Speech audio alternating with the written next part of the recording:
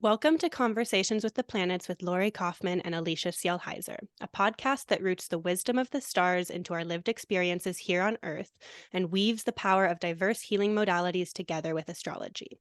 And today we'll be talking about the phases of the moon and how to interpret them in a birth chart. So, people are always talking about the moon, right? When we're talking about astrology, we're always asking, like, what's your sun? What's your moon sign? What's your rising sign? And it might be a little confusing as to why the moon is so important if you're newer to astrology.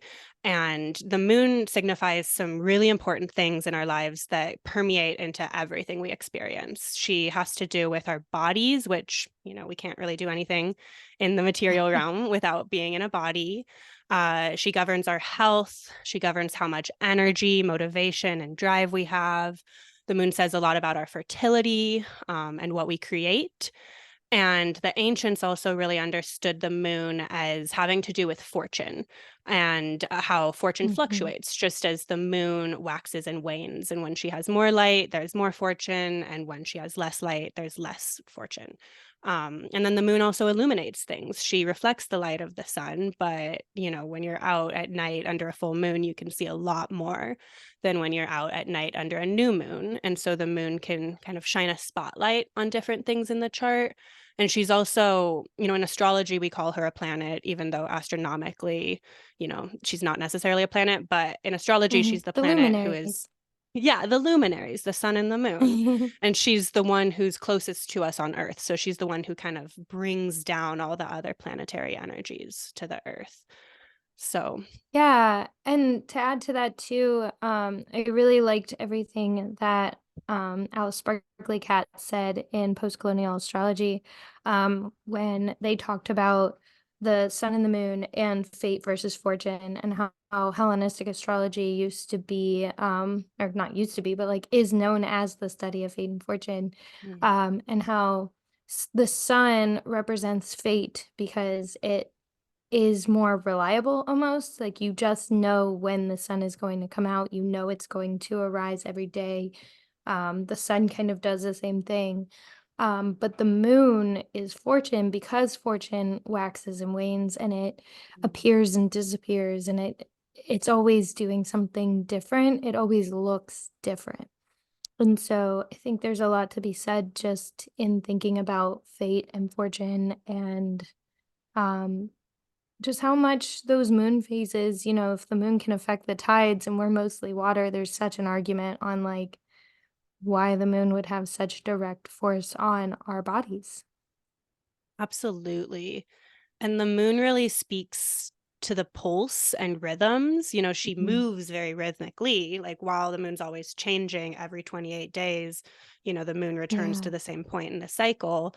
Um, and so she can represent like the pulse of the people and kind of what the masses are doing, but she can also represent how you're feeling internally, what your emotions are. I'm not sure if I had mentioned that earlier, but Oh, that's a really important oh yeah. lunar And the emotional signification. body. Sure. Yeah, absolutely. Mhm. And what the pulse is. So yeah, and then the moon can be more important depending on like your individual birth chart. And so for people Yeah. newer to astrology, one of the most basic doctrines that we'd like to do a whole episode on soon is sect and Mhm. whether you were born at daytime or nighttime, which you can just tell by whether your sun in your birth chart is above or below the horizon. And for those of us, myself included, who were born at night, the moon is actually my sect light, and she is more important than the sun. And so people born at nighttime can have more of this kind of internal, felt sense, intuitive, relational way of being. Whereas people born at the daytime, like Lori has a day chart, is much Mhm. more kind of Mhm. external and visible and out in the world. So knowing what Yeah. sect your chart is can really help you know kind of whether the moon might be even more important than the sun in your own birth chart. Mhm. Yeah. Absolutely. And another thing that can make the moon really important is if Cancer is a prominent sign in your chart, because the moon rules Cancer. And so if you have Cancer on the ascendant, on the MC, if you're in a Cancer profection year, if Cancer is activated by different timing trends, then what the moon is doing in the sky and in your birth chart will show up and be even more significant than it might be otherwise, which, Lori, I don't know if you can speak a little to Yes. that with your birth chart. Yes, I have a lot to say about that. I think that was one of the first things when I first started studying and learning and understanding astrology that really made a lot of sense to me. Um, I am a Cancer rising, and so the moon is my chart ruler. And so being ruled by the moon has always just been um, something that it just made a lot of sense. It was just something that I've always felt so drawn to, looking for the moon and just trying to see where she's at. Um, I think something that I feel like is very misunderstood with Cancer risings is that a lot of people think your cycle, and this can be like your period cycle, of course, too, but like your bodily cycle and like the way that you move and your energy and all of those things. Um, a lot of people assume that those things are very regular for me because I am a Cancer rising, and that does seem like a very big aspect of it. But my moon is in Aries, and so there's a lot of irregularity just in that alone. And it's in a mutual reception to my Mars, which is also on my ascendant. So I think just being a Cancer rising, having that moon energy, you can look for the sign that the moon is in, just to kind of get a little more information on like what that's going to look like. For me, I mean, Aries is such a chaotic energy that I've just learned about myself that like I just need to lean into those impulses. When you're ruled by a luminary that changes every 2 days, like other people don't have that. Um, especially like when you think about people who are ruled by Saturn, everything is so much slower for them. They have so much more time to get things done and um just so much more in a phase, I guess. Whereas when you're ruled by the moon and the moon changes every 2 days, there's a lot of mood swings almost that come with it. Or Mhm. like mood swings maybe isn't the word, but a lot of It's like ups and downs, fluctuations. so much fluctuation. And for a long time I tried to just like be a normal person and just try to do the whole 9 to 5 thing. I tried to do all the things I was supposed to do in society and whatnot. And I just started realizing like how does a person with an Aries moon chart ruler on the MC, how am I ever supposed to fit into the world doing the things that were set by people who didn't have a chart like mine?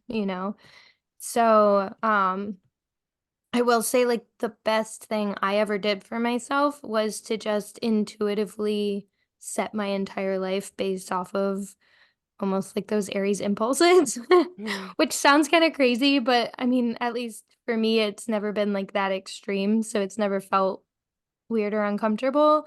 Um, but I very much like eat when my body feels hungry. I sleep when my body feels tired. If I feel like painting, I just go do it. If I feel like running, I just go do it. Like if I need to go to the gym right now, I just go do it. You know what I mean? It's just always been one of those things where when you try to talk yourself out of it, it doesn't go away. And so it's almost like when you feel the need to do something, it's like, oh, having a creative burst. I have to do it. Like I have to write now. I have to type. I have to learn. I have to read. I have to post something. I have to, you know what I mean? Like it just has to be in flow with that. Like I Mm. almost picture it as like the ocean. It's just very much like always moving. And I just have to catch that wave while it Mm. feels like it's happening, or I lose all motivation, and that's, like, when I notice that I get irritated, and I get annoyed, and I get frustrated, and I feel like nothing's working, and, um, Aries is that newborn baby energy, so of course, it can end up Mhm. very tantrumy if it doesn't work out.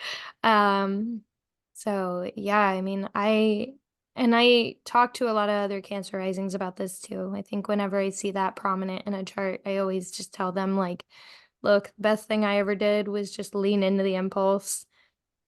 That's sometimes what you just have to do."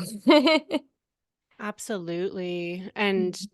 like Lori and I are both in the United States, and we live in such Mhm. a solar society where, the Right. sun is very steady and very regular. There's a reason why our calendar is based off of the sun. And when you Mhm. celebrate your birthday, that's your solar return. The sun is returning to basically the exact same place in the sky it was when you were Yeah. born. It moves like a few minutes, but it's, the sun's very steady, very reliable. It always sets, it always rises, it doesn't change speed, it doesn't go retrograde. It's always there. And then Mhm. the moon does change speed and she changes signs. Well, all the planets change signs. She changes phases. She doesn't retrograde, but the moon is constantly changing and constantly fluctuating. And there's a really interesting episode that Lori and I could make, I'm sure, about like the Mhm. difference of lunar and solar consciousness and what it's like Mhm. to have a more, I'm born at nighttime, Lori's a Cancer rising, what it means to like live that more intuitive lunar felt sense, like rhythmic. Like sometimes you have more energy and sometimes you have Mhm. less energy. It's not just like 8 a.m. Monday go to work vibes. You have to feel Right. it out more, and that's pretty contradictory in modern life, but also so Right. important for people to be tuned into those internal felt senses, that like emotional body intelligence, and actually like listen to it and honor it. Yeah, and this is actually something I talk about in my book a little bit too, but our society is very much built on a male's like cycle. Because a Hmm. man will go through an entire cycle in one day. They wake up with a big burst of energy, and then, they have this energy that just kind of goes throughout most of the day, and then they start to come down at night, and then they need to do this and that, so it's better for them to like work out in the morning, and it might be better for them to do this and that. And so our entire society, in America at least, I'm not 100% sure about every other culture, but we here have like really built ourselves around a male's cycle, because Hmm. they used to be the ones who worked and women didn't, so it didn't really matter so much if like the cycle matched up with them. But a woman's cycle, even our energy levels and everything, all tie into the moon and lunar phases. And so you have the most energy um on this week, and then that energy starts to dwindle, and then you have your period cycle, and then like the energy really just shifts and changes. And that's why a lot of women really struggle with 9 to 5 jobs, because there is 1 week out of the month that we do wanna wake up early and start and go and run, but, like, most of the time, we're not like that. And so Hmm. forcing something that feels kind of unnatural, um, isn't always the move. And so, yeah, it is really interesting to think about just, like, if you are a lunar person. And that's not to say that like there aren't women that like don't fit in that cycle either. I'm sure Hmm. there's women that are um, Leo risings with day charts that very much fit into a male's cycle, like or like fit into the Hmm. 9 to 5, whatever. Um, but Yeah. a lot of us need to pay more attention to that moon phase and where we're feeling.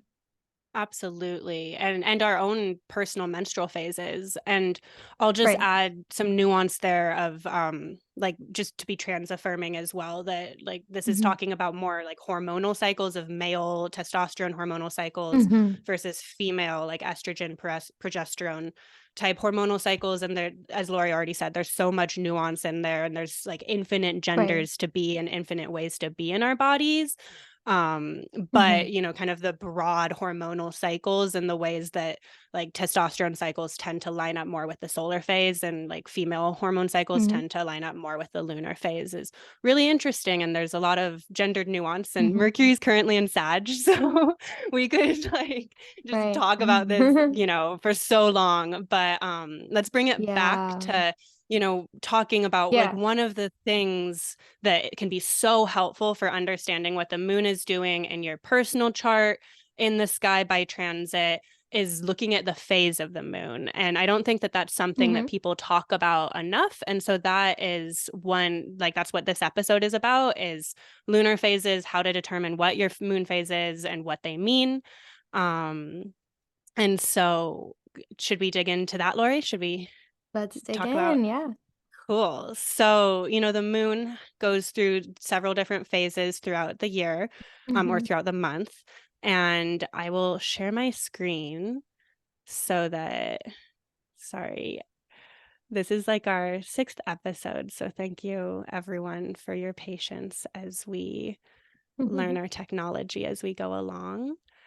But you know, this is an image from Demetra George's book, the Finding Your Way Through the Dark, which will be in the show notes. And it talks about the different phases of the moon, right? And so the moon goes from new moon, when she's conjunct the sun and completely dark, all the way around gaining light until you get to the Mhm. full moon, where, you know, she's out, she's bright, there's a lot of energy, and then she wanes and returns to the new moon in approximately a 28-day cycle.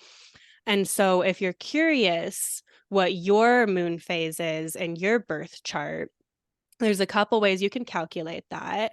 And so I took a screenshot of the sky when I was prepping for this episode so that we can kind of show in real time how you might figure out what your moon phase is. And so if you're looking at a birth chart, the moon phase is the moon's relationship to the sun. So you want to be able to find the Mhm. sun in a chart, which the sun was up here in Capricorn, 12 degrees Capricorn in the 11th house.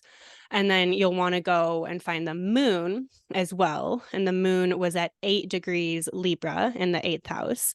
And so then you're literally just going to count by degree. And so, you know, each sign has 30 degrees, right? There's 12 signs, 360 degrees in the sky. And so you start with the sun and you always go clockwise. And you just go 30 degrees. And so you go, you know, 30, 60, 90, 120, 150, 180. You could also shortcut it and just see, oh, if the sun's here, across would be 180. Um, Mhm. right. And then you have 210, 240, and then, you know, we would be at 270 if the moon was at 8 degrees Libra, which means that we're at what, 266? Did I do my math right? And so then the I moon think is so. 200, 266 degrees away from the sun. And there are Yeah. 8 moon phases. And so every 45 degrees, the moon changes signs. And so once the moon Mm. gets to 270 degrees, she'll be exactly square the sun and she'll be entering the last quarter phase. But because she's just before that, she still is in the disseminating moon phase. And we'll talk about what all these phases mean in a second, but just to help you kind of Yeah. figure out. And we'll have in the show notes what the degrees of each phase are so that when you do that counting, you can like go back and be like, oh, my moon is 130 degrees ahead of the sun. Remember, you're going clockwise. And so if my moon is that many degrees ahead of the sun, what moon phase is the moon? And the other thing I'll say about that is it's kind of a gradient and it's kind of a fade in, fade out. And so, you know, when I took this screenshot, the moon was technically in the disseminating phase, but she was 4 degrees from entering the last quarter phase. And, you know, if you look at the moon in the sky, she's going to look half full, waning. And so it's not that like, oh, exactly when the moon gets to 12 degrees Libra, then it's the last quarter phase. It's this kind of subtle fade in, fade out between the phases. But that is how Yeah. you would calculate your lunar phase. Yeah, and I also want to add too, just because I host a lot of new moon and full moon workshops and stuff, and it actually isn't super common knowledge that A new moon is sun conjunct moon. Mm. So a new moon, when you can't see the moon in the sky, it's literally because the sun and the moon are in the same sign. And then a full moon is sun opposite moon. Thank you. So you can see it at its fullest because it's opposite. So if you know the sister signs, if you know opposites, the sun is in Capricorn right now. So I would just know that the full moon this month is going to be in Cancer because I know that the Mhm. opposite of Capricorn is Cancer. Um, so that would be that full moon. And then next month, as we enter Aquarius season, I would know that the full moon is going to be in Leo because that's the opposite of Aquarius. So you can always do that math pretty easily. And when you look at the quarters, those are going to be the same modalities. So since we're in Capricorn season right now, right here, I just know that that is a cardinal sign. So when the moon is in one of the other cardinal signs, it's going to be important. It's going to be at a quarter mark. So right now with the moon being in Libra, that's a quarter away from Capricorn because that's another cardinal sign. Um, so then that Aries and Libra axis are going to be when the moon is at its halfway point, either growing or shrinking. And not that this is a little off tangent, but you're supposed to manifest or bring new into your life on a new moon because there's no moon in the sky and it grows from there. It's like planting the seeds. And you're supposed to release during a full moon because it gets smaller after that. And so a lot of my workshops and events that I host tend to like have something around those themes of bringing in, releasing out, and just different ways of doing that. Burning things on fire if it's a full Absolutely. moon, things like that. But yeah, so that's kind of an Absolutely. easier way to calculate, so to say. Yeah, there's several different ways to calculate. And once you like pay attention to the moon phases enough, like I can just look at this chart and know that the moon, Hmm. she's approaching the sun, she's square the sun, so she's in the last quarter phase, so it just becomes more Hmm. intuitive. So there's many different ways to figure that out. And absolutely, I study with Kelly Surtees, and I just want to give so much credit that a lot of the information that we're going to be sharing in this episode comes from classes with Kelly. She works with the moon phases all the time. Highly recommend you engage with her work if you want to learn more about moon phases. But she'll talk about how the moon will be in, like, whether the moon has more or less light, that being, whether the moon has more or less energy. And so, like, when the moon has a Mm. lot of light in the sky, that's a time when you're more out in the world, versus when the moon has less light in the sky, you may be a little more internal. And then, as Lori's saying, Yeah. if the moon's waxing, if she's moving towards fullness, she's gaining in light, that's a time when you're gathering resources and you're bringing things in, and like it's easier to manifest. The moon is the matrix of all manifestation, so that's why we work with her to make things material. It's a lot easier to Yeah. bring things in when the moon is bringing light into herself. And then when she's Yeah. shedding And she light, rules the markets that's, too. Yeah. yeah. And then when the moon is Yeah. shedding light, that's, a time to release, to give back, to share what you brought in during the waxing phase. And, back to our culture and that solar vibe, we're really good at the waxing energy of bringing in and Hmm. increasing. We're not so good at the waning energy of releasing and letting go. And the moon, really teaches us that is made, like the trees grow and then they fall and they rot, and then more trees grow from the rotting trees, Hmm. right? It's a cycle. Yeah. Yeah. Um, Absolutely. So, should we talk a little about what each of the phases of the moon mean then? Hmm. Yeah. Okay. So I really like to think of the lunar phase as, I mean, I'm an herbalist, so I really like to think of it as Hmm. how the plants grow, and thinking of the different phases of the Yeah. moon as the different points in a plant's growth. And so starting with the new moon, which is when the moon is 0 to 44 degrees ahead of the sun.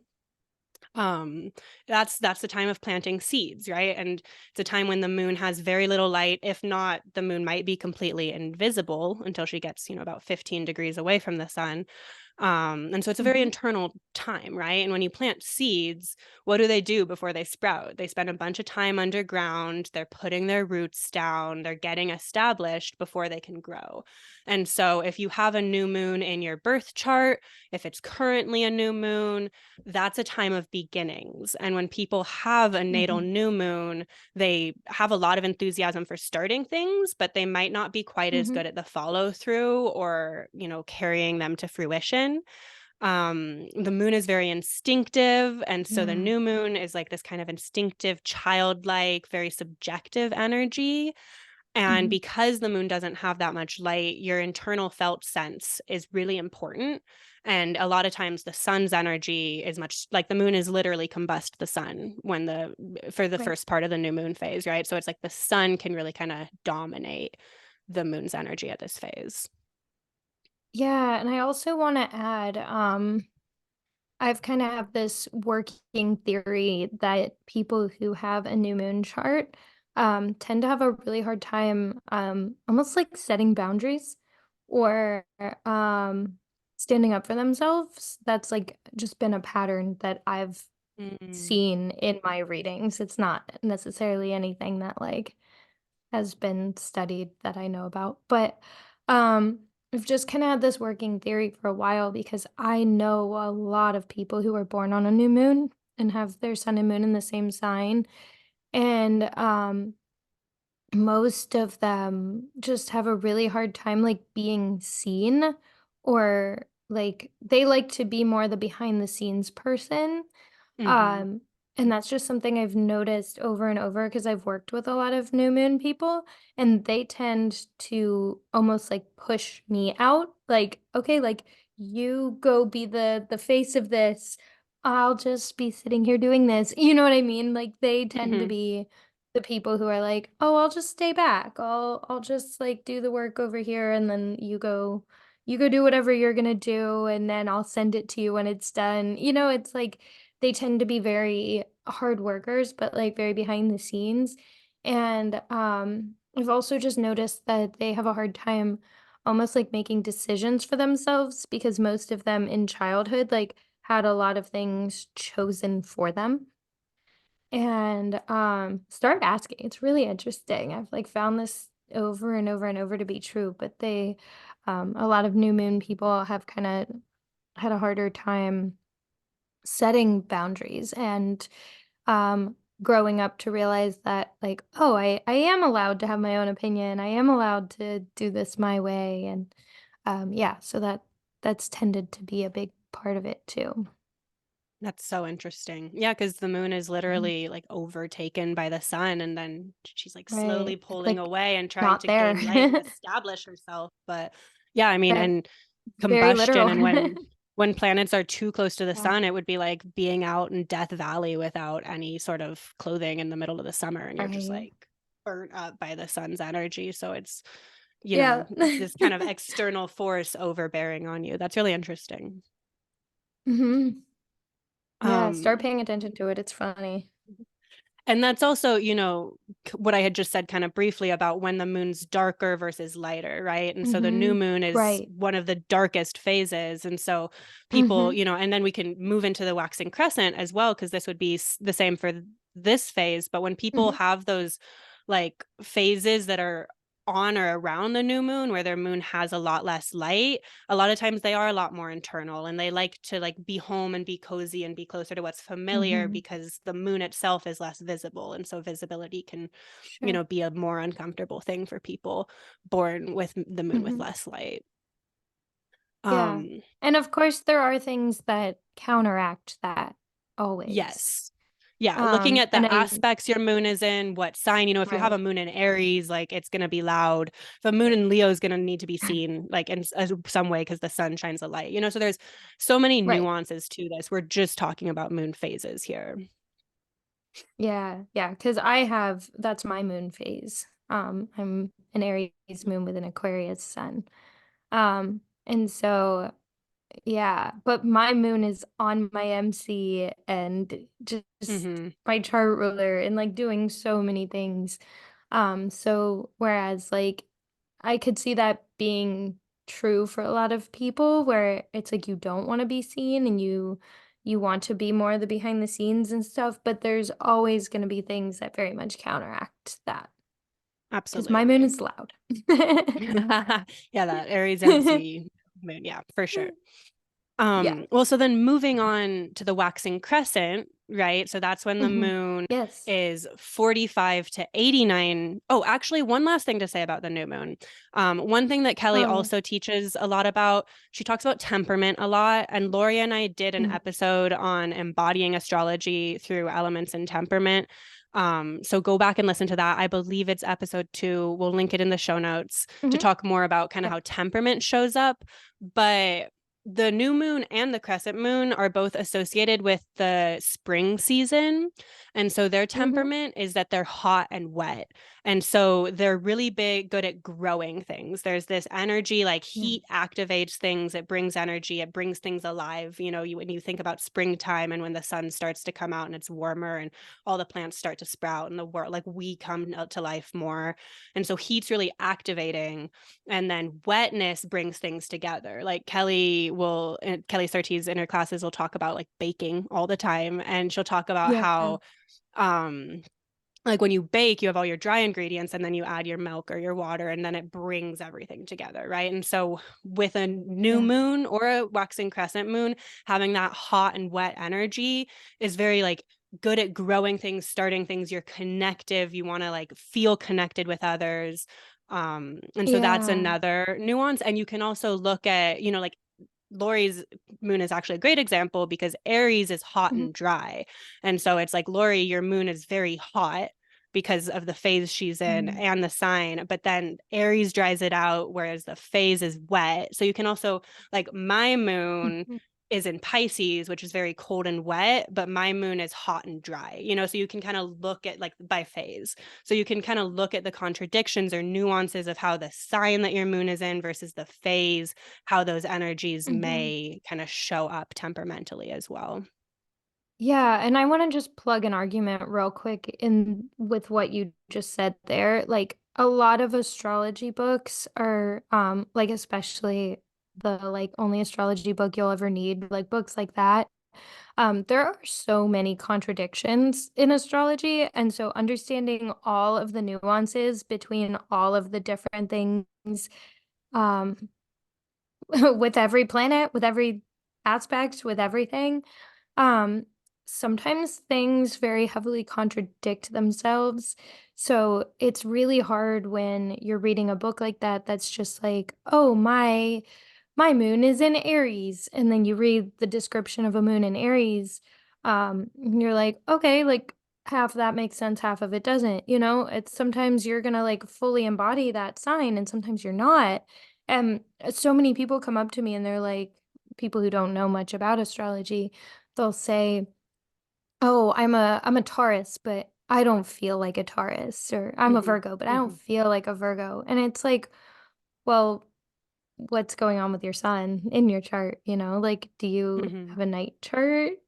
Are you a Cancer rising? Like, is your Mercury in a different sign? Like, there's just so many nuances just within that. So, paying attention, that was a little bit of a rant, but just to say, like, paying attention to all of the nuances will help you make a more informed decision Mm-hmm. on what your chart's actually trying to say. And sometimes it really just is a contradiction.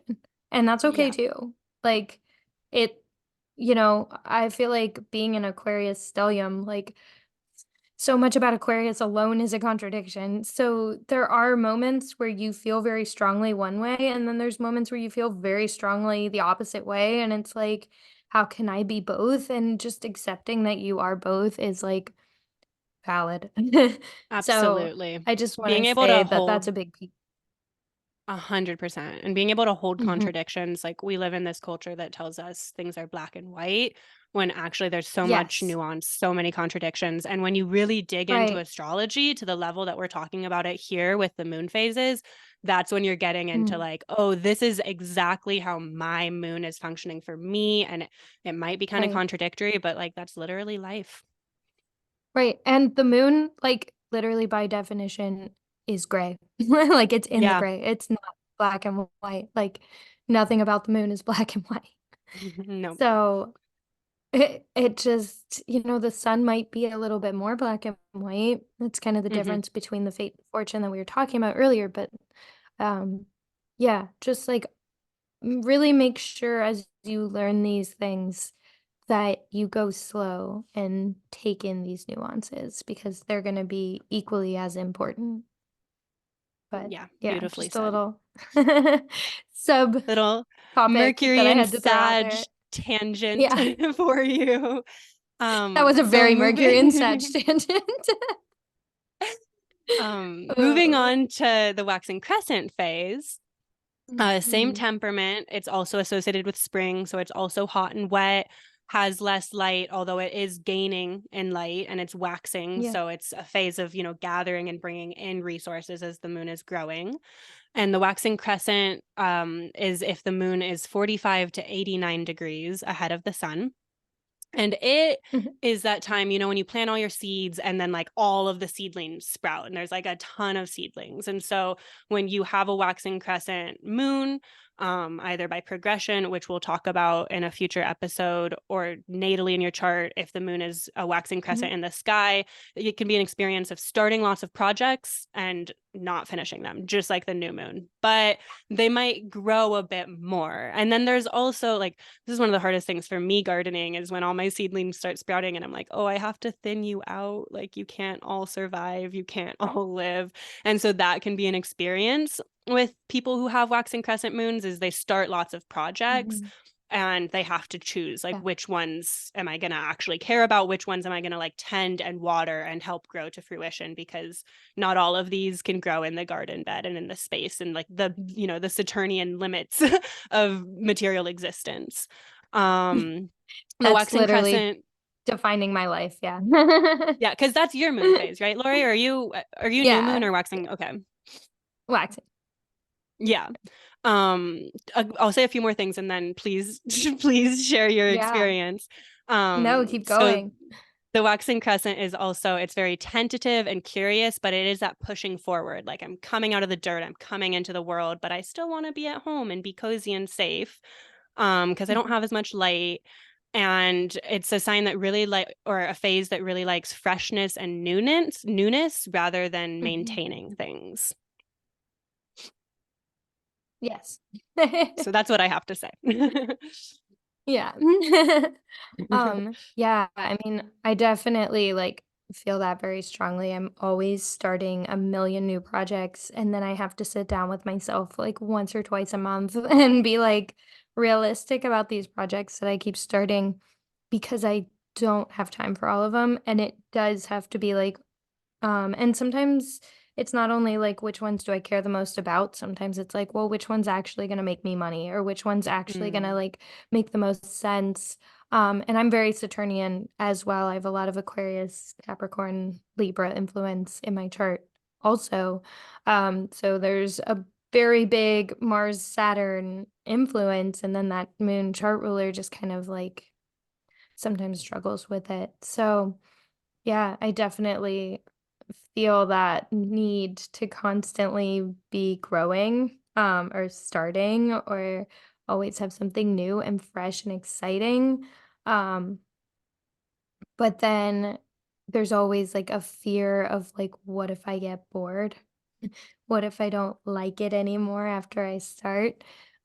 So even when I do start a new project, I feel like what's helped me is learning how to keep it always new and interesting, how to keep it fresh, how to mm-hmm. keep a lot of variety in the thing that I'm still doing. Um, so yeah, I mean, That's there's some great. advice. Hopefully that helps. Yeah. Yeah, that's a great workaround. Like finding freshness, Hmm. even when you do have to maintain things, would be a great way to work Hmm. with that lunar phase. Yeah.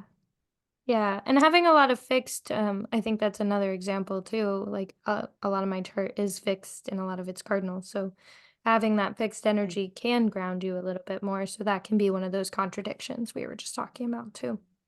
Totally. Yeah. Okay. And then, so the first quarter phase, that is when the moon is 90 to 134 degrees away from the sun, ahead of the sun. And Hmm. so this is where we're entering the 14-day part of the lunar phase where the moon has more light rather than less light. This is when you look out at the sky and you see the moon is half full and waxing. That's when you're at the first quarter Hmm. phase. And so this phase is associated with the season of summer temperamentally. And so first quarter moons are hot and dry. And so it's a Hmm. very dynamic and active phase for the moon to be. There's lots of vitality. The moon finally has more light, is more visible. There's like a lot of motivation and drive. But it's also very tense because the moon can either be square the sun or trine the sun if you work with aspects in this phase. And so that can kind of flavor it. But like I have a first quarter moon phase and my moon is almost exactly trine my sun. And I experience a lot Hmm. of tension and a lot of pushing and a lot of like, I have to go for it. I have to do it. Life can feel like a struggle. Like there's inherently life is a struggle and you need to prove yourself when you have this moon Yeah. phase in your chart.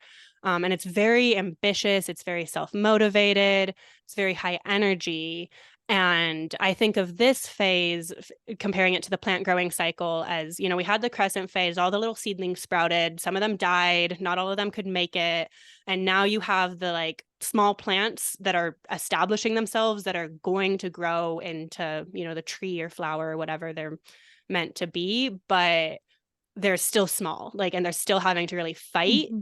to get established and to like really have their roots grounded, really, be able to have their leaves out to photosynthesize. They like are fighting to get themselves set up for the more Yeah. like full phases that are to come. Hmm. Do you have any thoughts on the first quarter moon phase, Lori? Um, I mean that's yours, right? It is Do you mine. wanna do you wanna share your experience with it? Yeah. Well, like I said, just that like that pushing, that motivation. I'm also Hmm. in my progressed lunar return, which we'll talk about in a few episodes. Yes, So this is that's feeling big too. even louder for me right now that Yeah. like my moon also by progression is in this phase. And I can really see how um seeds that I planted 7 years ago for the progression, or if you're working with like the monthly phase, this is when the moon is like 7 days away from the new moon.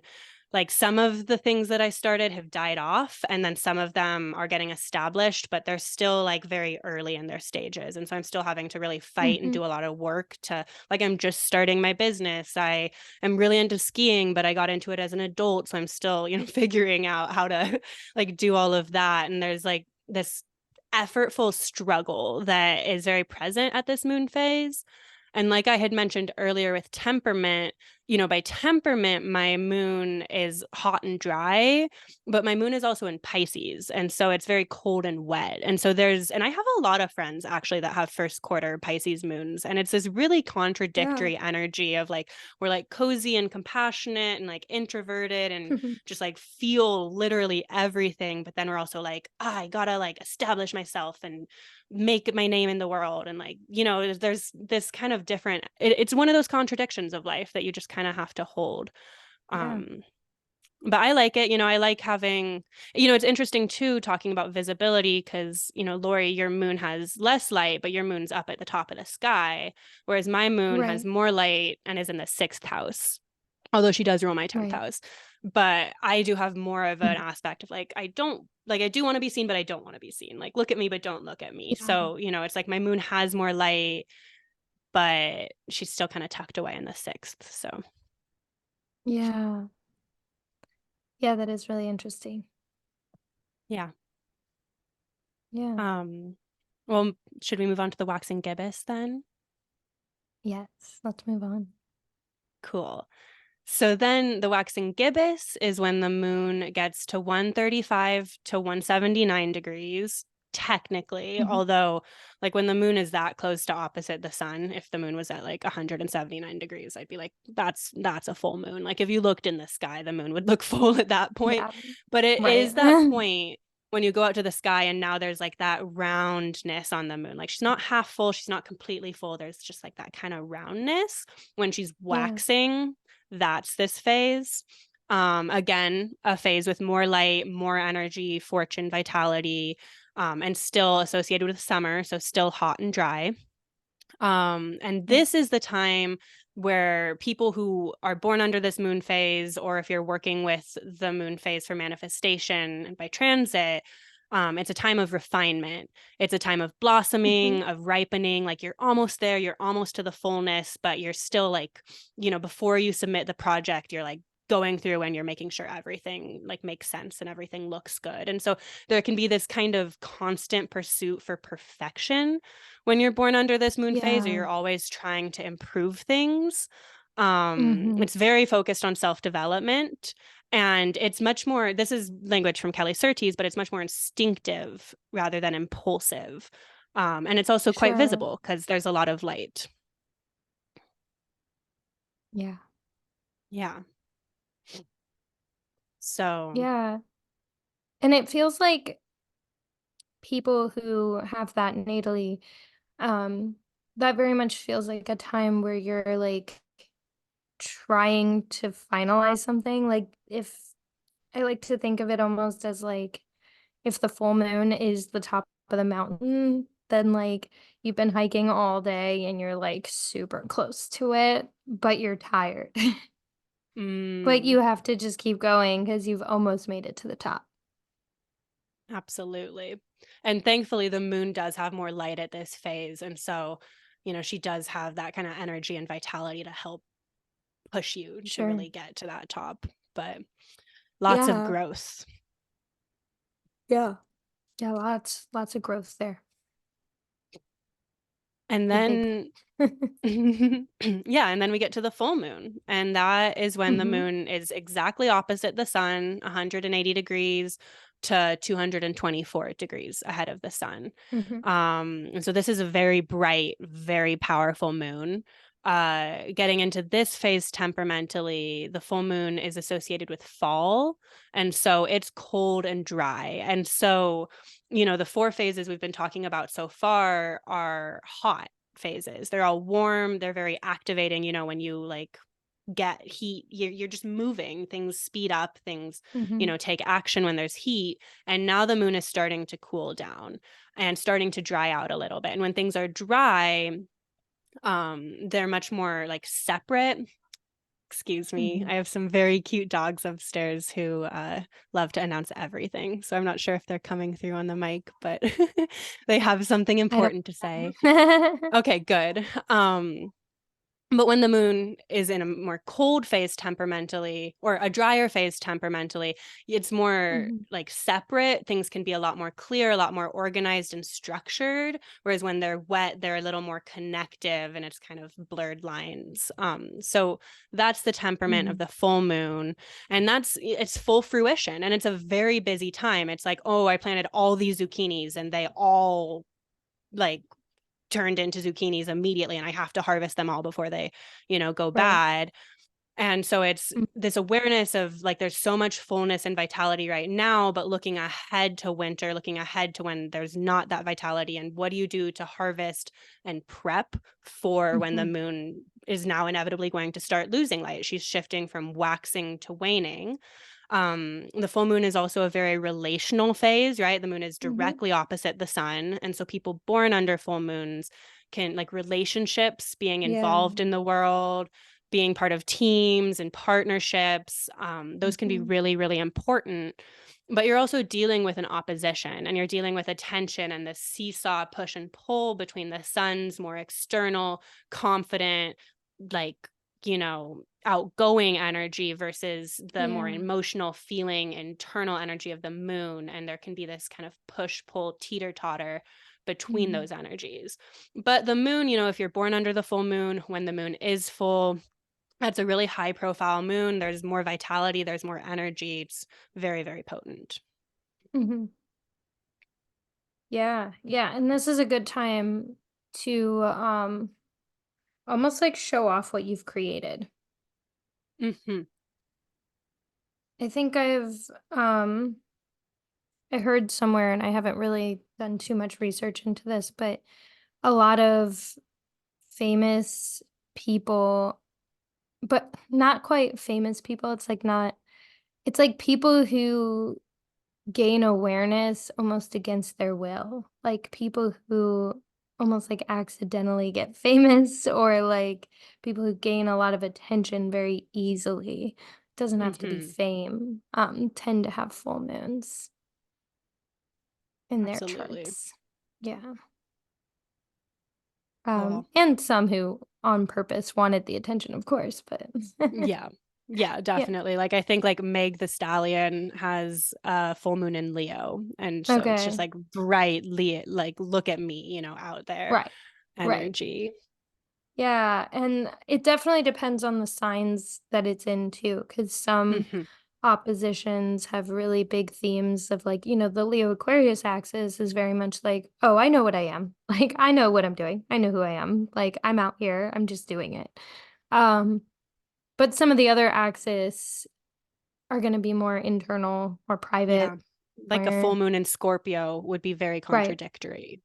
right. Exactly. Like, almost like weighing what you have with what you desire and what you um really like are looking for out of life. And you might want to do that more at home or internally. Hmm. Whereas a full moon in Leo or Aquarius, like on that axis, like they're gonna want to be a little more external, like you know. Hmm. So yeah, like definitely this is another place where like the sign matters and stuff. But that could also arguably fit into asking for the attention versus not asking for the attention. Um, I was just looking at Gypsy Rose Blanchard's chart, because she was just released from prison, and she has an Aquarius full moon. Her birthday is my Mm. half birthday. She actually has the same birthday and full moon as my cat. But Leo with an Aquarius moon opposition. Um, yeah, so I thought that was pretty interesting. That is interesting. Mhm. And then after the moon starts to wane. And so, all of the phases we've been talking about up to the full moon, that's a time of gathering. That's a time of bringing in, of increasing. Yeah, And now we're shifting. And that's what the full moon is, shifting that axis of from gaining light to losing light. And so moving into the disseminating moon phase, or the waning gibbous, is when the moon is 225 to 269 degrees ahead of the sun. And the moon still has more light. The moon is still associated with the fall season and is cold and dry temperamentally, just like the full moon. But this is a time of distributing and sharing the bounty of your harvest. Like if at the full moon you were, picking all of your zucchini because they all came to fruit. Now you're like, I can't eat all of this zucchini. right. So you're making zucchini bread, you're giving zucchini to all your neighbors, you're sharing Yeah, the abundance that you just came off of with that full moon. You're sharing the abundance of your moon still having more light.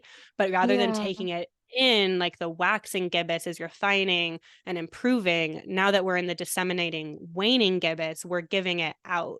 And so people born under this phase are really big into sharing their knowledge and wisdom. They're right. very social and community minded. They're into giving back.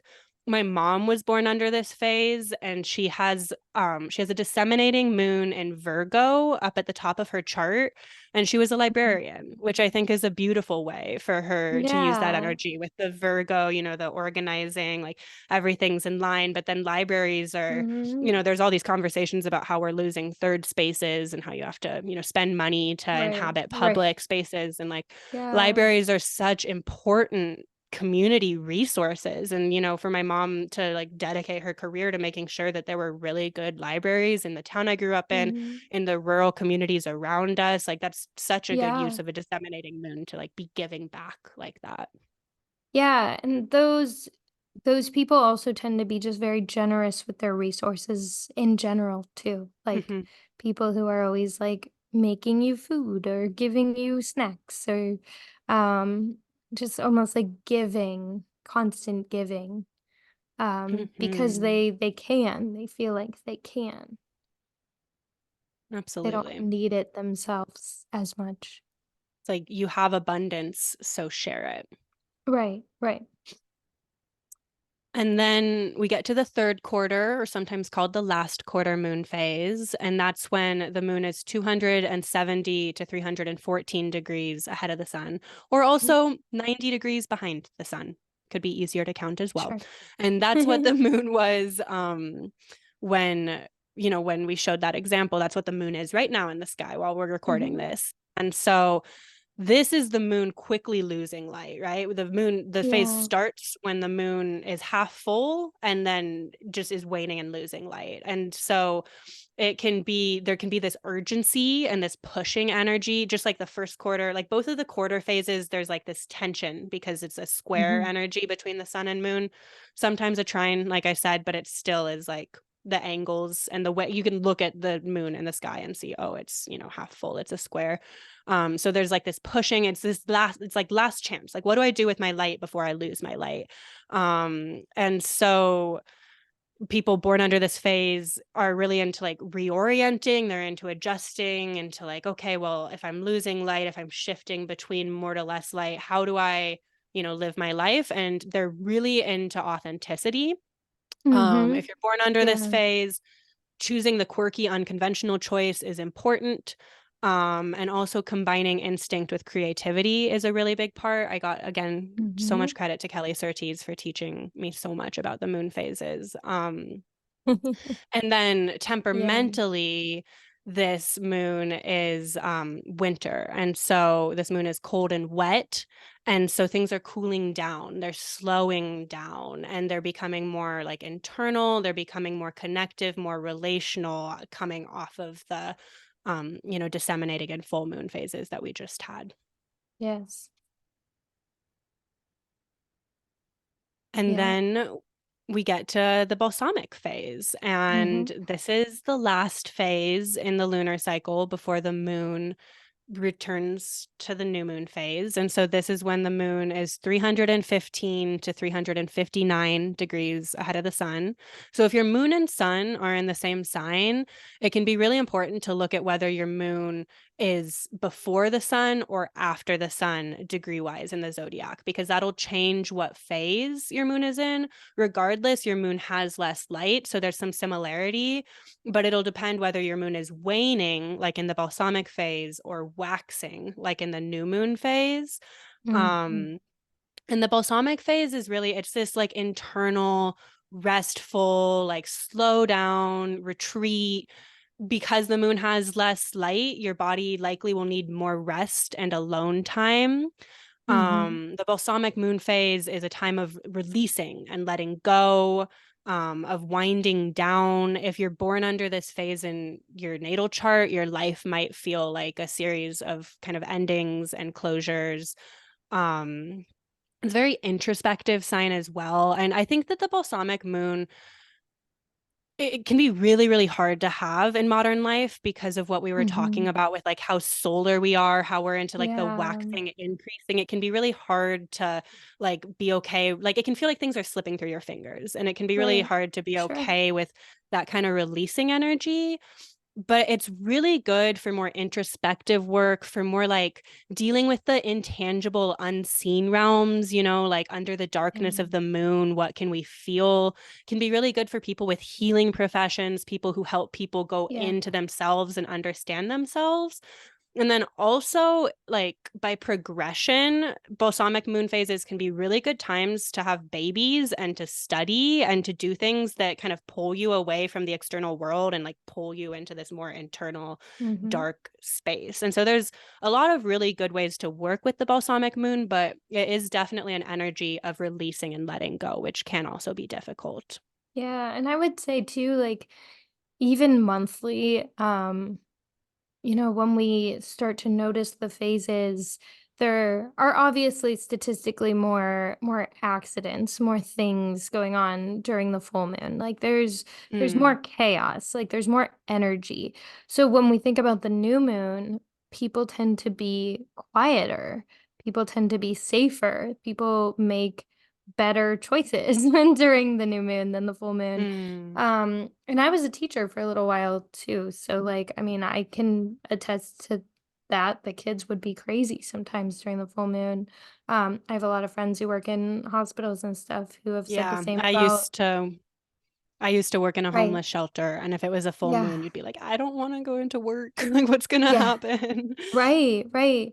And so when we pay attention to that, like full moons are obviously the most obvious ones, the easiest ones to notice, but um there's so many things that can happen in that space between. And when we are in this phase monthly, it is really interesting to watch how um you just get really tired and Mhm, you want to be more internal and you want to like my new moon events that I host are usually pretty low energy and quiet and um you know, let's put our manifestations into a plant that we get to go take home and water. Like, it's like things like mhm. that, or let's have a sound bath, or let's lay around on the floor. Like, let's do something that's going to be that space of like almost surrendering. So, this one step before that is just going to be that release, being okay with letting go.